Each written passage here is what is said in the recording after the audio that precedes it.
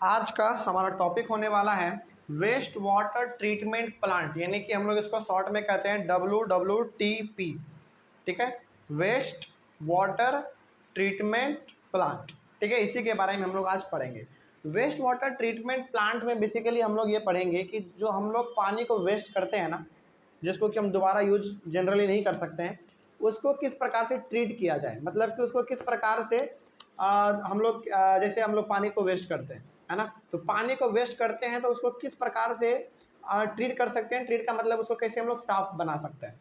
ठीक है, चलिए इसी के बारे में हम लोग पढ़ेंगे। और इसमें आपको ये भी जानने को मिल जाएगा कि हमको किस प्रकार से पानी को यदि वेस्ट कर ही रहे हैं तो किस प्रकार से करना चाहिए। ठीक है, ताकि ज़्यादा से ज़्यादा हमारा क्या हो सके, इन्वायरमेंट साफ रहे। ठीक है, इसी के बारे में हम लोग आज पढ़ेंगे। लिखा हुआ है treatment of waste water involves physical, chemical and biological process which remove physical, chemical और biological matter that contaminates the water. मतलब क्या हुआ इसका, इसका मतलब ये हो गया कि ट्रीटमेंट वेस्ट वाटर का जो हम लोग ट्रीटमेंट पढ़ेंगे, मतलब हम लोग उसको कैसे ठीक कर सकते हैं। इसमें हम लोग 3 मेथड के बारे में जानेंगे, यानी कि 3 प्रोसेस के बारे में जानेंगे। और तीनों प्रोसेस से हम लोग वाटर को ट्रीट करेंगे, यानी कि ठीक करेंगे, साफ करेंगे। पहला आपका प्रोसेस होने वाला है फिजिकल, दूसरा केमिकल और तीसरा बायोलॉजिकल। ठीक है, ये तीनों का तीनों आपका क्या है, प्रोसेस है। ठीक है, और प्रोसेस किस चीज़ का है, पानी को साफ करने का। इसी के बारे में हम लोग यहाँ पे बात करेंगे। और इन तीनों प्रोसेस बेसिकली करता क्या है, ये तीनों प्रोसेस को जब हम लोग यहाँ पे पढ़ेंगे तो ये तीनों प्रोसेस बेसिकली क्या करेगा, ये करेगा फिजिकल, केमिकल और बायोलॉजिकल मैटर को, मतलब कि अलग अलग प्रकार के चीज़ों को ये बाहर सेपरेट करेगा। अच्छा, अब आपके मन में सवाल आ रहा होगा कि सर फिजिकल प्रोसेस क्या है, केमिकल प्रोसेस क्या है, बायोलॉजिकल प्रोसेस क्या है ना। चलो, फिजिकल प्रोसेस का मतलब होता है कि जैसे पानी में कुछ पड़ा हुआ है, उसको हाथ से या फिर किसी छन्नी से निकाल देना, ये हो गया हमारा फिजिकल प्रोसेस। ठीक है, केमिकल प्रोसेस का मतलब होता है कि पानी में कोई कीड़ा मकोड़ा मरा हुआ है ना, या फिर पानी में कीड़ा मकोड़ा आपका है, उसको कैसे मारेंगे, उसको तो आप डंडा से नहीं मार सकते ना। उसके लिए आपको पानी में क्या डालना पड़ता है, केमिकल डालना पड़ता है, तब जाकर आपका जो भी कीड़ा मकोड़ा जो भी होता है वो मर जाता है ना। और बायोलॉजिकल में क्या हुआ, बायोलॉजिकल का मतलब ये हो गया कि थोड़ा सा हम लोगों को क्या कह सकते हैं उसको, थोड़ा सा इसमें बेसिकली हम लोग कह सकते हैं कि बायोलॉजिकल में थोड़ा सा आसान तरीका अपनाना है। आसान तरीका मतलब थोड़ा सा नेचुरल। नेचुरल का मतलब हो गया किसी प्रकार से उसमें खाद वाद का इस्तेमाल नहीं होगा, केमिकल का इस्तेमाल नहीं होगा, बड़ा ही अच्छी तरीके से हम लोग उसको साफ करेंगे, नेचुरल तरीका होगा। ठीक है, इसी के बारे में हम लोग यहाँ पे पढ़ने वाले हैं। तो पहला आपका जो इसमें है process of waste water treatment, मतलब कि यहाँ से हमारा जो है प्रोसेस चालू होने वाला है कि किस किस प्रकार से हम लोग वेस्ट वाटर को ट्रीट करेंगे ताकि वो हमारा अच्छी तरीके से ट्रीट हो सके और वो साफ पानी बन सके। पहला है waste water is passed through bar screens. अच्छा, ये बार स्क्रीन्स क्या होता है, देखिए आपके एनसीईआरटी बुक में, यदि आपके पास एनसीईआरटी बुक है तो आप पेज नंबर 223 देख सकते हैं। 223 में आपका फिगर नंबर 18.3 है, उसमें बार स्क्रीन बना हुआ है।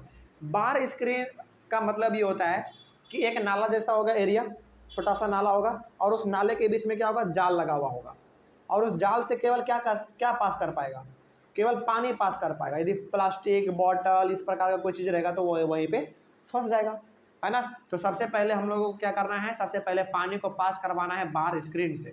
और बार स्क्रीन बेसिकली होता कैसा है, एक नाला जैसा होता है, और उस नाले के बीच में ही हमारा क्या होता है, एक आप कह सकते हैं कि जाल जैसा बना हुआ रहता है, और उस जाल से बेसिकली आपका जो है पानी ही पास हो सकता है, प्लास्टिक बॉटल ये सब पास नहीं हो सकता है। तो जो प्लास्टिक बॉटल ऐसे पास नहीं हो पाता है वो वहीं पे इकट्ठा हो जाता है, और इंसान क्या करता है, उसको वहाँ से बाहर फेंक देता है निकाल के, जो वहाँ पे काम करता है, जो वर्कर होता है। ठीक है, ये पहला काम करना है। उसके बाद large objects like rags, sticks, cans, plastic packets, napkins are removed. और वहीं बार स्क्रीन पे ही जब हमारा केवल पानी पास होगा और जो बड़ा बड़ा सामान होगा क्या वो पास हो पाएगा, नहीं हो पाएगा, तो वहीं पे क्या हो जाएगा, जमा हो जाएगा। जैसे आपका क्या हो सकता है, रैक्स, रैक्स मतलब वही कचरा कूड़ा ये सब हो सकता है, स्टिक्स हो सकता है आपका, छड़ी ये सब हो सकता है, कैन हो सकता है, मतलब कि छोटा मोटा जो आप कैन में कोल्ड ड्रिंक ये सब पीते हैं, रेड बुल ये सब जो आता है आपका, स्ट्रिंग ये सब आता है, वो हो गया आपका। और प्लास्टिक पैकेट्स यानी कि प्लास्टिक हो गया आपका बेसिकली। और नैपकिन्स, नैपकिन्स मतलब रुमाल ये सब हो सकता है, आपको कोई कपड़ा ये सब हो सकता है, ये सब जो है आपका वहीं पे बाहर स्क्रीन में जाके अटक जाएगा। उसको फिर हम लोग क्या करते हैं, बाहर निकाल देते हैं। उसके बाद केवल आपका पानी पास हो पाता है वहाँ पर से। उसके बाद water then goes to a grit and sand removal tank. उसके बाद बार स्क्रीन से निकलकर पानी हमारा कहाँ जाता है, ग्रिट और सैंड रिमूवल टैंक में। और ये ग्रिट और सैंड रिमूवल टैंक कैसा होता है, ये भी आपके एनसीईआरटी बुक उसी पेज नंबर में दिया हुआ है, आप देख सकते हैं। ठीक है, तो ऑनलाइन वाले बच्चे यदि आपके पास एनसीईआरटी बुक है तो आप उसको बिल्कुल अपने सामने रखें। ठीक है, चलिए, तो अब बार स्क्रीन से हमारा पानी निकल कर कहाँ चला गया, grit and sand removal tank में। अब यहाँ पे क्या होता है, देखिए, the speed of the incoming waste water is decrease to allow sand, grit and pebbles to settle down. होता क्या है बेसिकली, ये आपका क्या है, ये आपका एक टैंक है, मतलब कि टंकी बना हुआ है। ठीक है, पानी बहुत तेजी से इस टंकी में आ गया। टंकी में आने के बाद पानी को क्या किया जाता है, अस्थिर कर दिया जाता है, एकदम स्टिल। स्टिल मतलब पूरा शांत कर दिया जाता है। और शांत करने के बाद ये होता है कि जो पानी में आपका छोटा मोटा पत्थर होता है, छोटा मोटा आपका यदि बालू है, बालू का छोटा छोटा कण यदि उसमें है, मतलब कि जो भी भारी चीज़ है पानी में, वो क्या हो जाए, नीचे बैठ जाए। तो ये पानी में बैठेगा हमारा किस टैंक में, grit and sand removal tank में। ठीक है, तो पानी में जो कुछ भी भारी वाला वजन वाला सामान है वो नीचे बैठ जाएगा। ठीक है, ये होता है हमारा कहाँ पर, grit and sand tank removal में। आगे बढ़ते हैं, तो जो भी पत्थर है आपका, जो भी बालू है या फिर जो भी गिट्टी बालू जो भी आ गया है आपके पानी के साथ बह के, वो नीचे बैठ जाएगा। ठीक है, और आगे क्या करते हैं उसके बाद, देखिए, the water is then allowed to settle in a large tank. उसके बाद जब आपका जो भी उसमें मिट्टी बालू धूल ईटा पत्थर जो भी रहता है वो नीचे बैठ जाने के बाद हम लोग उस पानी को क्या कर देते हैं, एक बड़े वाले टैंक में छोड़ देते हैं, बड़े वाले टैंक में छोड़ देते हैं। उसके बाद अब यहाँ पे स्लज क्या होता है, देखिए, solids like faeces settle at the bottom and are removed with a scraper, this is the sludge. मतलब कि जैसे पानी को आपने किस में इकट्ठा किया था, पानी को आपने इकट्ठा किया था grit and sand removal tank में, है ना। उसमें क्या हो गया, नीचे आपका जो भी सॉलिड मटेरियल था वो नीचे बैठ गया ना। और वो जब सॉलिड मटेरियल को हम लोग स्क्रैपर, मतलब क्या, छन्नी प्रकार का चीज़ होता है वो, उससे जब हम लोग उसको बाहर निकालते हैं, तो जो बाहर निकलता है ना हमारा सॉलिड मटेरियल, उसी को हम लोग क्या कहते हैं, स्लज कहते हैं। ठीक है, तो स्लज क्या हो गया हमारा, बेसिकली जब हम लोग पानी को great and sand tank removal में डालते हैं तो हमारा जो सॉलिड मटेरियल रहता है वो पानी के नीचे जम जाता है, यानी कि बैठ जाता है। उस बैठे हुए चीज़ों को जब हम लोग बाहर निकालते हैं स्क्रैपर से, और उसी सॉलिड मटेरियल को जब हम लोग बाहर निकालेंगे उसी को हम लोग क्या कहते हैं, स्लज कहते हैं। ठीक है, आगे, a skimmer removes the floatable solids like oil and grease. इसके साथ ही साथ पानी के ऊपर जो आपका यदि ऑयल है, ग्रीस है, यदि वो तैर रहा है तो उसको भी हम लोग क्या करते हैं, स्कीमर से निकाल लेते हैं। ठीक है, और ये बेसिकली आपका एक प्रकार का डिवाइस होता है, उसी से हम लोग इसको बाहर निकालते हैं। ठीक है, आगे बढ़ते हैं। उसके बाद क्लेरिफाइड वाटर क्या होता है, देखिए, water so cleared is called clarified water. इतना कुछ करने के बाद जो हमारा पानी है वो क्या हो गया, पूरी तरीके से साफ हो गया, उसी को हम लोग कहते हैं क्लेरिफाइड वाटर। यानी कि पहले आपने क्या किया, सबसे पहले आपने पानी को पास करवाया कहाँ से, याद कीजिए जल्दी, कहाँ से पास करवाया, सबसे पहले आपने बार स्क्रीन से, है ना। उसके बाद बार स्क्रीन पे जो भी आपको कैन, प्लास्टिक बोतल, और क्या क्या था आपका, नैपकिन, ये सब जो था वहाँ पे इकट्ठा हो गया, उसको हमने बाहर निकाल दिया, पानी हो गया साफ। उसके बाद आपने उसको कहाँ पे डाला, grid and sand tank removal में, वहाँ पे उसमें जो भी बालू सॉलिड मटेरियल जो भी था वो नीचे बैठ गया। उसके बाद उस पानी को आपने कहाँ छोड़ दिया, बड़े वाले टैंक में छोड़ दिया। और उस सैंड और ग्रेट सैंड रिमूवल टैंक में जो आपका सॉलिड मटेरियल बचा हुआ था उसी को हम लोग क्या कहते हैं, स्लज कहते हैं। ठीक है, कोई डाउट इसमें। और उसके बाद जो आपका पानी में यदि ऊपर में ग्रीस ऑयल ये सब तैर रहा है, यदि मिल गया गलती से, तो उसको भी हम लोग बाहर निकाल देते हैं। ठीक है, उसके बाद हो गया पानी आपका पूरी तरीके से क्लियर, इसी को हम लोग कहते हैं क्लियरिफाइड वाटर। ठीक है, याद रहेगा ये चीज़। चलिए आगे बढ़ते हैं, क्लियरिफाइड वाटर के बाद और आगे हम लोग पढ़ते हैं। This sludge is transferred to a separate tank where it is decomposed by the anaerobic bacteria। अब देखिए यहाँ पे ध्यान से, वो जो स्लज हमारा है जो कि नीचे बैठ गया था, जब हम लोगों ने उसको बाहर निकाला, वो जो स्लज है उसको हम लोग क्या करते हैं, एक सेपरेट टैंक में डाल देते हैं। सेपरेट टैंक यानी कि अलग साइड टैंक होता है, उसमें हम लोग वो जो है ना कचरा के रूप में डाल देते हैं। ठीक है, और उस कचरे को हम लोग क्या कर देते हैं, सड़ने और गलने के लिए छोड़ देते हैं। और उस पर सड़ने और गलने का काम करेगा कौन, बैक्टीरिया करेगा। यानी कि जो हम लोगों ने सॉलिड मटेरियल वहाँ पे टैंकी में छोड़ा है उसको सड़ाएगा गलाएगा कौन? आपका बैक्टीरिया। बैक्टीरिया क्या होता है? बैक्टीरिया है आपका एक प्रकार का लिविंग ऑर्गेनिज्म जो कि बहुत ही छोटा होता है। ठीक है, आगे बढ़। अच्छा, यहाँ पे एनएरोबिक बैक्टीरिया क्यों कहा? एनएरोबिक बैक्टीरिया का मतलब ये हो गया, देखो दो प्रकार का होता है, एक एरोबिक और एक एनएरोबिक। एरोबिक का मतलब हो गया जो कि ऑक्सीजन के प्रेजेंस में अपना काम करता है, और एनएरोबिक का मतलब जो एयर के प्रेजेंस में अपना काम नहीं करता है।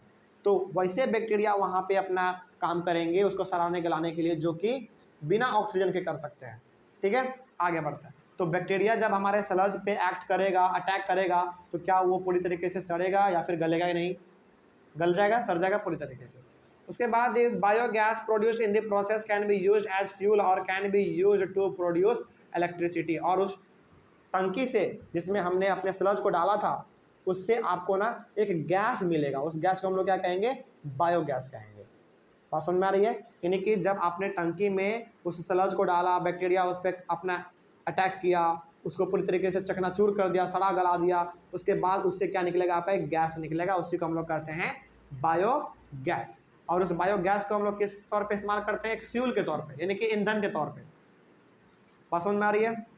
और वही यहाँ पे लिखा हुआ है कि the biogas produce in the process can be use as fuel और can be use to produce electricity. यानी कि उसी बायोगैस से हम लोग क्या करते हैं? अपना भोजन भी बना सकते हैं, घर में लाइटनिंग भी कर सकते हैं, और उसी बायोगैस से हम लोग इलेक्ट्रिसिटी भी प्रोड्यूस कर सकते हैं, यानी कि बिजली भी प्रोड्यूस कर सकते हैं। ठीक है, आगे। Air is pumped into the clarified water to help aerobic bacteria to grow. अब जो आपका एरोबिक वाटर, क्लैरिफाइड वाटर था, क्लैरिफाइड वाटर मतलब कौन सा वाटर? जो कि पूरी तरीके से साफ हो चुका था। उस साफ पानी में हम लोग क्या करते हैं? हवा छोड़ते हैं। क्या छोड़ते हैं?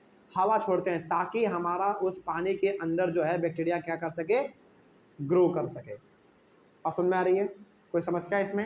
यानी कि हम लोग उस साफ पानी में हवा छोड़ते हैं। हवा इसलिए छोड़ते हैं ताकि हमारा बैक्टीरिया जो है पूरी तरीके से ग्रो कर सके। ठीक है, अब आपके मन में सवाल आ रहा होगा कि सर पानी में बैक्टीरिया ग्रो कर रहे हैं, इसका मतलब पानी को खराब कर रहे हैं, क्योंकि बैक्टीरिया क्या है? एक प्रकार का कीटाणु है। तो आपके मन में सवाल आ रहा होगा कि सर बैक्टीरिया को बढ़ा रहे हैं, इसका मतलब कि हम लोग पानी को खराब कर रहे हैं। नहीं, ऐसा बिल्कुल भी नहीं है। फिर हम लोग बैक्टीरिया को बढ़ा क्यों रहे हैं? अब मालूम चलेगा आपको। देखिए क्या लिखा हुआ है। Bacteria consume human waste, food waste, soft and other unwanted matter still remaining in clarified water. तो उसके बाद जो साफ पानी में यदि गलती से यदि ह्यूमन का कोई वेस्ट टॉयलेट के रूप में हो सकता है, या फिर हो सकता है कि आपने कोई खाना फेंक दिया था वो वहाँ पे रह गया हो, इस प्रकार का ह्यूमन वेस्ट, या फिर आपका भोजन का वेस्ट जो भी है, मतलब गलती से जो वहाँ पे रह गया, जो कि बाहर नहीं निकल पाया पूरी तरीके से, वो फिल्टर नहीं हो पाया, या फिर आपका जो सोप होता है, साबुन होता है, सरफ होता है, शैम्पू होता है, इन सब चीज़ों को जो है साफ करने के लिए किसका ज़रूरत पड़ेगा? हमको बैक्टीरिया का पड़ेगा। तो ऑब्वियस ये बात है, उस पानी में किसका होना जरूरी है? बैक्टीरिया का होना जरूरी है, तभी जाकर ये हमारे पूरे पानी को अच्छी तरीके से साफ कर पाए। ठीक है, आगे। उसके बाद after several hours the suspended microbes settle at the bottom of the tank as activated sludge. उसके बाद जो है हमारा पूरी तरीके से जो भी हमारा आप कह सकते हैं माइक्रोब्स था, माइक्रोब्स मतलब वही बैक्टीरिया, ये सब, वो भी जाके बाद में क्या हो जाता है? नीचे पानी के नीचे जमा हो जाता है। बात समझ रहे हो? यानी कि बैक्टीरिया भी लास्टली हमारा पानी के नीचे जाके जमा हो जाता है, यानी कि सेटल डाउन हो जाता है। ठीक है, उसके बाद the water is then removed from the top. उसके बाद हम लोग पानी को क्या करते हैं? ऊपर से निकाल लेते हैं। तो इस प्रकार से जब हम लोग पानी को निकालेंगे वो पूरी तरीके से क्या होगा? हमारा साफ पानी होगा। ठीक है, उसके बाद the activated sludge is about 97% water. मतलब कि यहाँ पे आप इस चीज़ को समझिए, जो आपका पूरी तरीके से माइक्रोब्स था जो नीचे बैठ गया, उसको छोड़ देने के बाद जो है आपका पूरी तरीके से 97% क्या है? उसमें वाटर है, और 3% क्या है? आपका माइक्रोब्स है, यानी कि माइक्रो ऑर्गेनिज्म, यानी कि बैक्टीरिया, ये सब है। ठीक है, उसके बाद dried sludge is used as manure returning organic matter and nutrients to the soil. जो आपका ड्राइड स्लज है, मतलब कि कौन सा? वही जिसको कि हमने टंकी में डाला था और उससे हमारा क्या निकल रहा था? बायो गैस निकल रहा था। यदि वो सूख जाता है ना बाद में, उसी को हम लोग एक मैन्योर के तौर पर इस्तेमाल करते हैं, यानी कि खाद के तौर पर इस्तेमाल करते हैं। उसको जब हम लोग अपने खेतों में छीटेंगे ना तो बिल्कुल क्या हमको देगा, न्यूट्रिएंट्स देगा। किसको, हमारे मिट्टी को। बात समझ में रहे हो। चलिए आगे बढ़ते हैं। उसके बाद लिखा हुआ है the treated water has a very low level of organic matter and suspended matter. तो जब इतना कुछ करने के बाद हमारे पास जो पानी है, जो पानी हमारे पास आया है, पूरी तरीके से इतना प्रोसेस करने के बाद हर एक प्रकार के सामानों को वहाँ से निकाल देने के बाद जो हमारे पास पानी आया है वो पानी पूरी तरीके से क्या है, साफ है ना।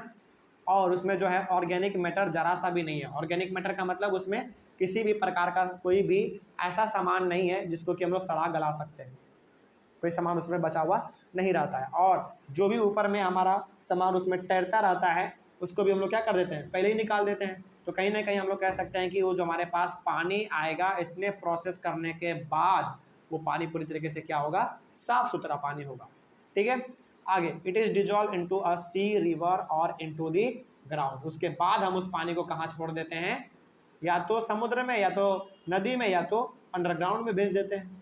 समझ रहे हैं बात को। तो यहाँ पे बेसिकली हम लोग क्या देख रहे हैं, यहाँ पे हम लोग ये देख रहे हैं कि जो हम लोग पानी को वेस्ट करते हैं उस पानी को वेस्ट जब हम लोग कर देते हैं तो वो डायरेक्टली समुद्र में नहीं गिराया जाता है। समुद्र में गिराने से पहले इतने सारे प्रोसेस से हम लोगों को क्या करना पड़ता है, गुजरना पड़ता है, तब जाकर हमारा एक साफ पानी हम लोग समुद्र में डाल पाते हैं। क्योंकि देखिए गंदा पानी यदि आप समुद्र में डालिएगा ना तो कहीं ना कहीं आपका समुद्र भी गंदा होगा और आपके समुद्र में रहने वाले जो जानवर हैं, एक्वेटिक एनिमल जिसको हम लोग कहते हैं, मछली, शार्क, वेल, ऑक्टोपस, ये सब, वो सब भी क्या होगा, नष्ट हो सकता है, यानी कि उसका जीवन भी पूरी तरीके से खत्म हो सकता है। तो ये जरूरी है कि हम लोग जब भी अपने समुद्र में या फिर अपने नदी में पानी को डालें तो पूरी तरीके से उसको साफ कर दें, है ना। तो ये था हमारा बेसिकली क्या, यही हमारा था टॉपिक आपका जिसका नाम था वेस्ट वाटर ट्रीटमेंट प्लांट में प्रोसेस के बेसिकली हम लोग यहाँ पे बात कर रहे थे। ठीक है, कोई डाउट यहाँ तक समझने में नहीं ना। चलिए उसके बाद हम लोग अपना अगला टॉपिक डिस्कस करेंगे जिसका नाम होगा become an active citizen. Become an active citizen हम लोग इसके बारे में बात करेंगे अपने अगले वाले क्लास में। ठीक है, तब तक के लिए थैंक यू वेरी मच।